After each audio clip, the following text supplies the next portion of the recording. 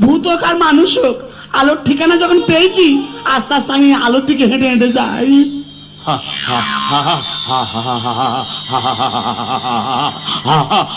আরে কি, আরে কি,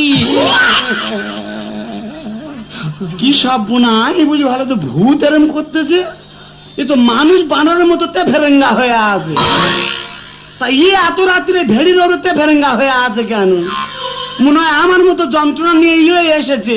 যাই পার হোক জিজ্ঞেস করে দেখি বাবা। আরে কি, ও দাদা, কে কে কে মা জঙ্গল দেবী? গল্প ছিঁড়ি শুনে নাই নাই জঙ্গল দেবী।